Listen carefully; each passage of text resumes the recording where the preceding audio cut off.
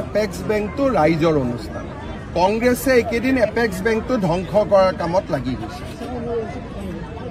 apex বেংকটো অসমৰ এটা জাতীয় অনুষ্ঠান এই জাতীয় অনুষ্ঠানটো দিলুৱাৰৰ ইছাৰা কোনোবা এজন দিলুৱাৰে ক'লে দুৰ্নীতি আছে দুৰ্নীতি হৈ গ'ল বেংকটো যে মৰি যোৱা বেংক এটা যে আজি উন্নত হ'ল এই বেংকটোত যে এটিএম আহিলে এই বেংকটোত যে আজি নতুন নতুন টেকনলজি আহিলে ষ্টেট বেংকৰ দৰে সেই কথাবিলাক দিলুৱাৰেতো নাজানে অসমৰ দুৰ্ভাগ্য হৈছে যে দিলুৱাৰে যি কয় তাকে আসাম মানুহে বিশ্বাস কৰে আৰু দিলুৱাৰৰ দৰে মানুহৰ আমি বিৰোধী আৰু বিজেপিৰ জন্মই হৈছে দিলুৱাৰৰ দৰে মানুহক খতম কৰাৰ কাৰণে গতিকে এইটো যাত্ৰাটো এইটো যুদ্ধটো চলিবই মোক বেয়া পাই ভাল পাই লাভ নাই দিলুৱাৰ মহবুবুল এনেকুৱা ধৰণৰ যিমান মানুহ আছে সেইবিলাকক কোনো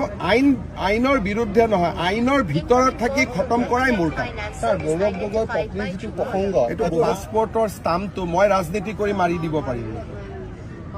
আপুনি যদি পাকিস্তানত গৈছে আপোনাৰ ষ্টাম্পটো মই মাৰিব পাৰিম নেকি পাছপৰ্ট ভিছাত মইতো ইমান পাৱাৰফুল মানুহ নহয় গতিকে আপুনি গ'লেহে আপোনাৰ পাছপৰ্টত ষ্টাম্পটো থাকিব আজিলৈকে তেওঁলোকে কৈছে নেকি আমি যোৱা নাই বুলি সাহসটো কৰা নাই যোৱা নাই বুলি ক'বৰ কাৰণে এণ্টি নেশ্যনেল এক্টিভিটি ওলাব নেকি স্যাৰ কিবা এইটোতো পাকিস্তানত যোৱা মানে এণ্টি নেশ্যনেল পাকিস্তানত আমাৰ ক্ৰিকেট টিমকে যাব নিদিয়ে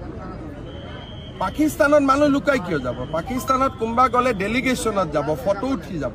চুপচাপ কৰি পাকিস্তানত কিয় যাব মই যদি আজি পাকিস্তানত যাওঁ আপোনালোকে মোক এৰি দিব নেকি